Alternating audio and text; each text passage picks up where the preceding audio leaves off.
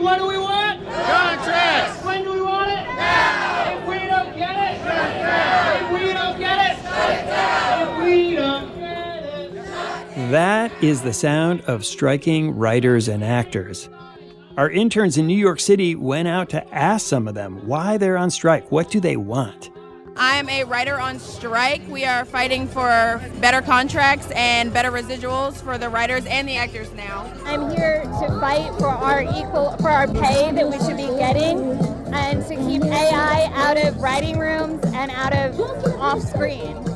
I think a lot of people might be under the impression that television and movie writers are all millionaires and living in mansions, but we're not. We're middle class people trying to pay our kids' tuitions and pay our rent and pay our grocery bills, and it's been increasingly more challenging and difficult to do that. I want to see a fair deal as soon as possible.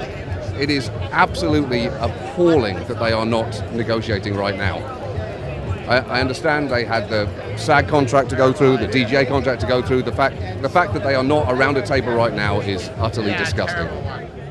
If that last voice sounds familiar, it's because it's comedian John Oliver. He's the host of HBO's Last Week Tonight. That's one of the many shows that's gone dark for the strike. He was joining a picket line that has shown no signs of backing down.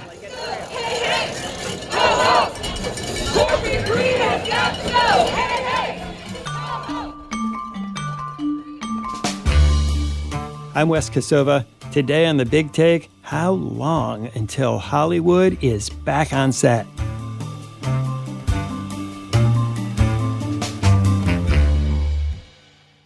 Bloomberg's Lucas Shaw is back on the show to try to answer that question. Hey, Lucas, good to talk to you again. Great to be back. So this writer's strike has been going on for a long time. Are you surprised how long it's been going? No. Back in April, when the negotiations were nearing the point of breaking down, I predicted and just felt that it would last until October. It was just evident from talking to people on both sides, as well as sort of third parties, agents, lawyers, intermediaries, representatives, that neither side was close. The negotiations were not particularly intense. It didn't seem like either side was really trying to make a deal. Though I don't think either side wanted a strike, it began to feel inevitable. And honestly, it was described as inevitable even going back to last year. I think what has surprised people a little bit is nobody was sure what would happen, that the actors would strike. And then also, I think the tone of the strike has surprised some people, just because the Guild has become, very much like a normal labor union, kind of full of political activists. And so I think that's caught some of the studios off guard.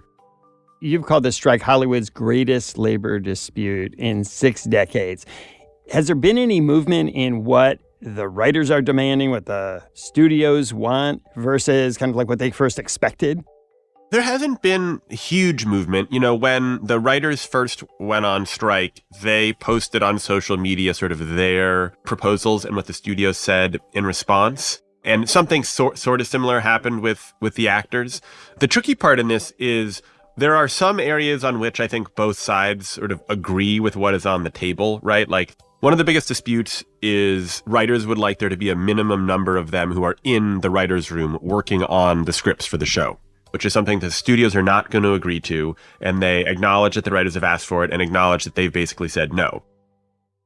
Can you explain why that's so important for the writers, like being in the room? It's the minimum part that's actually most important to them, because what has happened in streaming is that you have fewer episodes per season. You tend to have shorter shows in general, and that can be a reason to have fewer people in the room. There have also been some high-profile examples of shows that are basically entirely written by one person. Writing has historically been, as Hollywood is, as a lot of industries are, sort of a job of apprenticeship where you sort of rise through the ranks. And there's this gradual process whereby you get more and more senior, you get paid more and more money, and also you learn more skills. Streaming has upset this process a little bit. One, because in some cases the rooms are smaller. Also because of the way that they're shot. Oftentimes writers are no longer on set, and that's something that they care about. And so a big aspect of this labor dispute has been writers and talent sort of wanting to go back to the way things were, and a lot of these media companies being like, there's no going backwards. This is the new reality. That's a big reason why it's been so hard to find common ground, is because they're sort of fighting over really fundamental parts of the business. Money is obviously the most important thing in this dispute, but there are all these other factors that are kind of more systemic. So why has money become such a big problem? Is it that shows just aren't as profitable as they once were? Well, the film and television industry, and in particular the television industry, is going through sort of a massive generational shift where for the past many decades, TV meant channels delivered via cable and satellite providers that were live and that all had ads. And it was a system that grew over time. Obviously, we went from having a couple of broadcast networks to having this full cable system, but it was still TV. And streaming has upset that business model. Cable TV was hugely profitable for all these media companies, and it was very lucrative as a result for many writers, because you had a show that started on CBS or NBC, and then if you had the right show, it got syndicated, and there were all sorts of protections in place, and just streaming has upset many of those conventions. Now there's more shows being made than ever before. There are more jobs, more people working. The paydays for people at the top can still be incredibly lucrative. And so that seems like a very good thing. It seems like people wouldn't be upset. But because cable TV is collapsing, you have a lot of pressure on costs in some of these places where folks are getting paid a little bit less. Because the conventions of streaming are different, there's more inequality, more haves and have-nots. The people at the top are still getting paid quite a bit, but the protections for the people in the middle and lower classes are not the same. And also, we're sort of in the middle of this transition. And so there are folks who are upset and feel that they're not getting paid enough and they want certain protections. But it really boils down to, like, streaming has changed the economics of the business. And so the unions are just trying to make sure that they capture enough of that upside. And one of the results of these cost pressures that you write about is something kind of unexpected. And that's this concern among the writers that artificial intelligence is more and more coming for their jobs. Yeah, I mean, that was not a subject that I think either studios or writers or actors anticipated would be a major part of this labor dispute 6 months ago. But much as we as a society have started talking about artificial intelligence a lot more, many industries have started talking about it. It has come to Hollywood as well. And it's really an existential question for a lot of these folks. I think it's easy for some of us to say, oh, well, of course, you're going to automate a manufacturing job in a factory. But when it's like, oh, you're going to replace a writer or an actor with a computer algorithm or a large language model, it all of a sudden feels different. It's like a high skilled job. And so lawyers and journalists and everybody freaks out. But I think some of the concerns over artificial intelligence are probably a little overblown, or at least premature. Nobody thinks that you're going to have a ChatGPT write a script right now, right? Like, no studio chief or executive that I talk to says that they're even contemplating that. But we are already starting to see parts of the production ecosystem where AI is being used, and that's very scary for people, and they want protections against it, which I think is totally rational. So what do the writers tell you about what their concerns are? If no one really thinks that, like you say, ChatGPT is going to write a script, what do they fear? Well, I think there are some writers who fear that, or at least think, we were talking about the minimum number of writers in a writer's room. There's a concern that if you can have ChatGPT come up with an idea or work on certain things, maybe the number of writers in the room goes from 6 to 4. There's concern that if studios use ChatGPT to come up with an idea, maybe not write the thing, but come up with basically a crappy first draft, writers often get paid less when something is adapted as opposed to original, and so they would get paid less if you use ChatGPT to do that. There are ways in which it is something of a threat. I just don't think that it's going to fully replace them. And the other one to keep in mind, of course, is these models learn how to write or spit out images because they get trained on things. And so they can get trained on a bunch of scripts. If they don't get trained on scripts, they don't know how to write a script. And so writers want to make sure we're asking studios to sort of protect this IP. Now that's tricky because in most cases, writers don't own the script. The studio owns the script. And so one of the things that they have to negotiate, and I think they should be aligned on this, is the studios want to be sure that these companies are paying them or licensing them so that models don't get trained on all these scripts for free and no one benefits from it. Even though these models aren't being used right now to write scripts, you do write that Hollywood does use AI in a whole bunch of different ways. The primary ways that AI is being used right now, I would say, relate to kind of post-production, which is what happens after you're on set and shoot the project.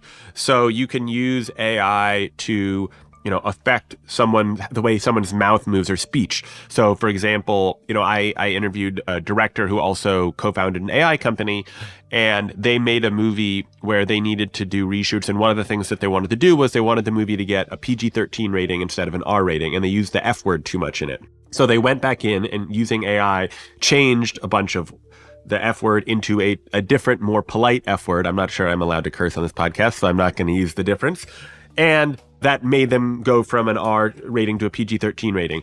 And the reshoots in general, using AI to do it, saved them a bunch of money because maybe you don't have to go back to set. If you have captured someone's performance in one place and can move them or change what they're saying.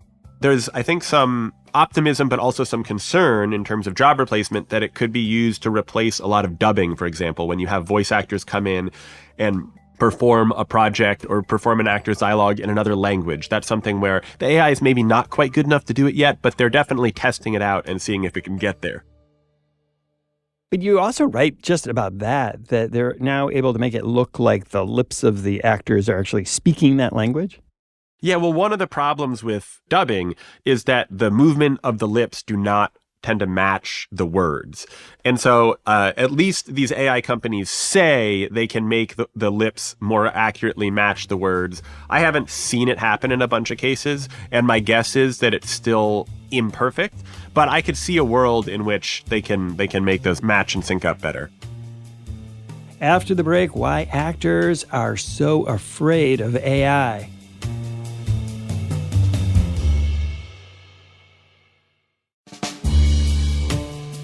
So, Lucas, we've mostly been talking about the writers, but as you said at the beginning, people didn't expect the actors to join in. How has that changed the nature of the strike?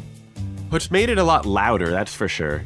The actors union is much larger than the writers union. They are all performers, and so they are, the writers were already on the picket lines outside of studios every day, protesting, marching, chanting. And now you've got hundreds, thousands of actors who've joined them in Los Angeles and New York. Also, actors obviously have a very big following, and so they can bring more public attention to it. As far as the business, as far as what people see, it means actors who are striking cannot promote projects. And so you have movies come out that actors cannot, you're not going to go on the morning show. They're not going to be on social media. It's led studios to delay some movies, in part because their stars can't promote it, or in some cases because some of the work on it wasn't done. The writer's work, especially on movies, is front-loaded to the beginning. But the actors are there in the middle of production, and then also often in post-production doing something called ADR or different things to kind of clean up some of the speech in it and other aspects of the project. And so the actor strike has had, I'd say, will have a more immediate impact on what gets released. And the actors, too, have voiced their own concerns about AI and how their own likenesses could be used without them participating? Yeah, because studios want to, and many already do this thing where they kind of scan an actor. So they essentially have a digital replica of them that they can use. Let's say the actor dies during the production of a movie, as Paul Walker did during one of the Fast and Furious movies. They can, find a way to replicate them. When that happened with Paul Walker, Universal had to use Paul Walker's brother as like a virtual stand-in for him. Studios already use some of this technology to sort of adjust ages. In the new Indiana Jones movie, Harrison Ford, they make him look younger. The methodology used footage of me from 40 years ago that was in the vaults of Lucasfilm. It's very, very effective. There's a movie coming out next year with Tom Hanks where they make him look both older and younger. Now, that all happens with the actor's consent, and that's one of the big things that the actors are concerned about, is they're not opposed to the use of artificial intelligence. They just want to make sure that studios ask for their consent and compensate them when they are used. And there are some concerns about how the studios might sort of alter their performance or alter what they say, or use generative AI, in which case maybe they'd use a bunch of actors' performances to create like a synthetic character, like someone who's purely virtual, but based on someone else's being. I got to pause you for a second and ask about this scanning of actors. So if you're in a movie now, they actually take a scan of your body to recreate it? My understanding is that a lot of studios with certain projects will basically take a digital scan of an actor so that they sort of have that in the bank that they can use. Because, you know, think about how much CGI is already used. You might want to slightly adjust someone's body in that frame. I guess another aspect, too, is that now the actors are trying to have these clauses in their contracts about how their likenesses can be used in the future. Yeah, I mean, look, a lot of people believe that there's an existing right to publicity and certain use of name, image, and likeness, which is a term that we talk about a lot in, say, college sports and those athletes right now as it pertains to video games. But yeah, actors are, especially with the proliferation of AI models and tools, are very concerned with ensuring that they have the right over what they say and what they do in movies. You know, there are examples now going back many years. I think I heard about one that was like 20 years ago where they created a tear on an actor's face where they didn't actually cry during the production, and this was like a huge scandal. I mean, these are actors. They're very sensitive to how they're portrayed. And obviously, in the case of any movie, the director is sort of the ultimate arbiter, but the actor doesn't want them to be able to kind of really change their performance in a significant way without their approval. Yeah, so I guess, like you say, it's all about permissions. I think I read recently that James Earl Jones has given permission for him to be Darth Vader long after he's no longer on the earth. Yes, James Earl Jones will forever be Darth Vader. Luke, you do not yet realize your importance. You have only begun to discover your power. Join me, and I will complete your... That's an example to me of the upside in AI. Now, maybe it's kind of bad because, you know, going forward, that means that it will limit a job for someone else because you're essentially going to have a dead person in this job forever.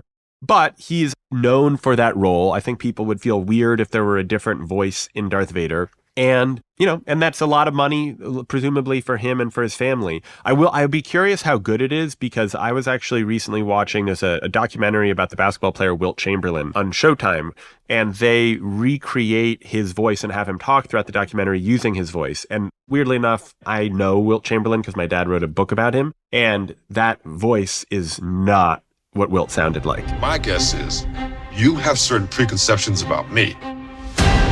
My guess is, too, that you're wrong.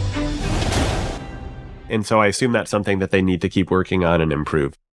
You mentioned this new movie coming out with Tom Hanks called Here, and you had written that this is going to be a test case for the merits of AI technology in movies. Can you tell us more about this movie?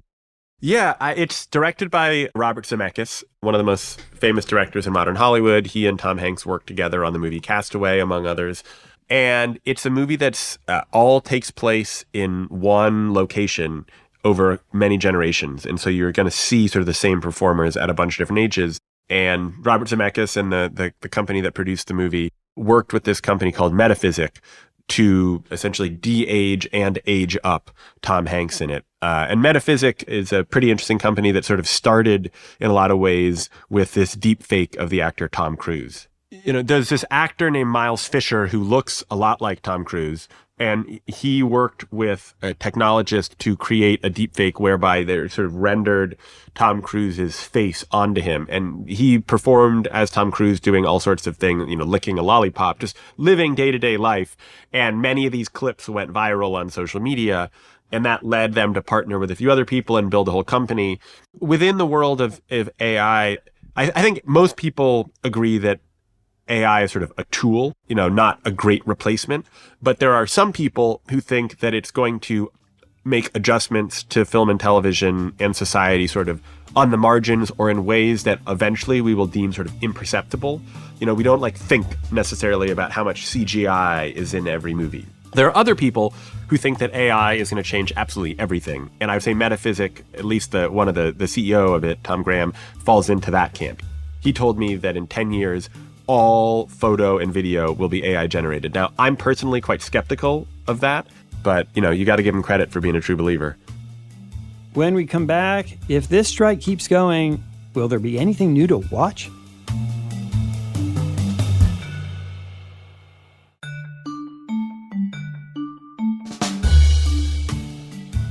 our interns went out and asked people in New York City how they'd feel if an AI bot was writing the script to their favorite show. I would be open to that. I think it would make it more creative.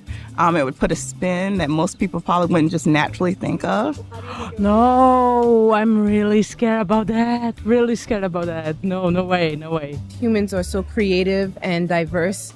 I would still need to know what they think or how they see something, how they see other humans interact with each other on screen. That would be a game changer for just like the industry in general. I think everybody would just look at it differently, I guess. I think that it could be a good thing or it could be a bad thing. So we're now months into this strike. We've got writers, we've got actors. You said earlier that no one was showing any signs of wanting to compromise. How long do you think this goes before we start to see some kind of progress? I'm sticking with there will be progress in the fall. Normally, when you have a labor dispute, you think the sides sort of want to resolve it as quickly as possible. Hollywood fits into this weird bucket where you hear things like, well, nobody's going to want to work in August, so they're not going to resolve it then. Or if they don't resolve it in September and October, nobody's going to want to work over the holidays, so it'll kick into next year, which is just absurd. But it speaks to the fact that, one, a lot of the members of these unions, you either have a very slim number of the people at the top who make so much money they don't care that much, or you have the large mass of people who, for the most part, have other jobs because Hollywood has a lot of sort of gig workers, right? Like you're on set or you have a gig, but then you're not for a while, and so you need another way to pay the bills.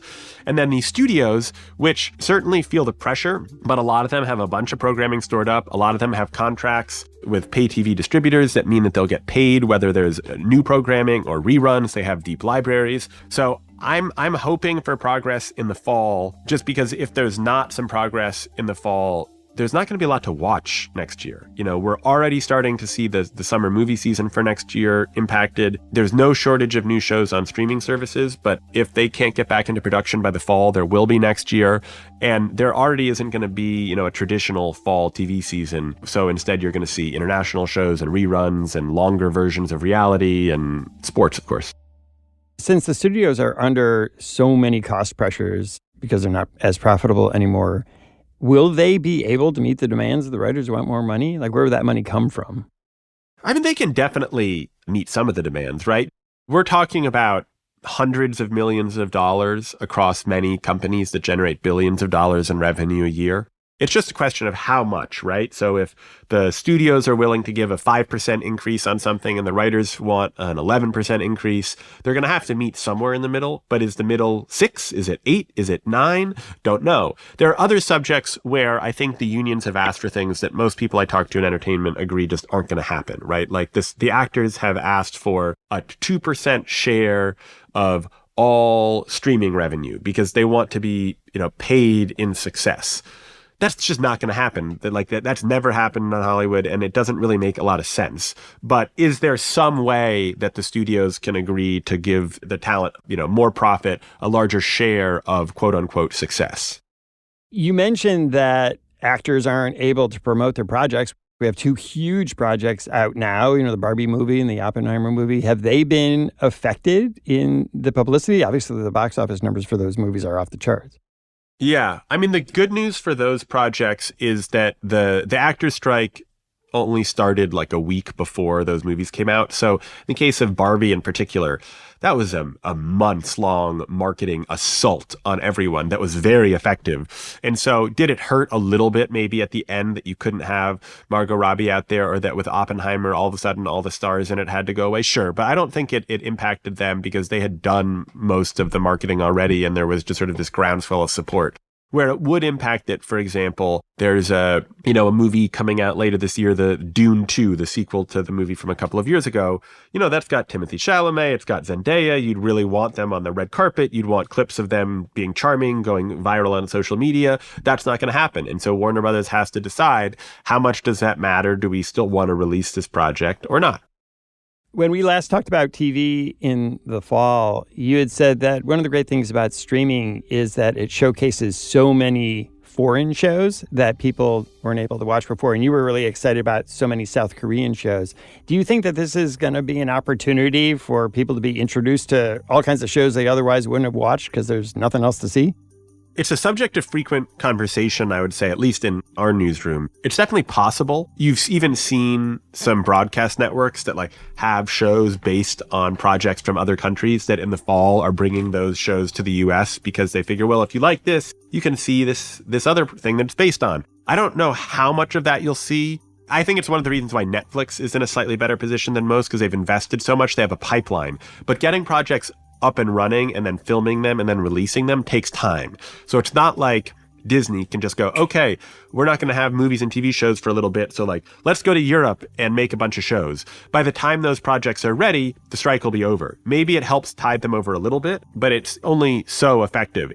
Some actors, notably Mark Ruffalo, have been coming out and saying we should use this as an opportunity to kind of bust the studio system and go independent. Is that a realistic thing? No.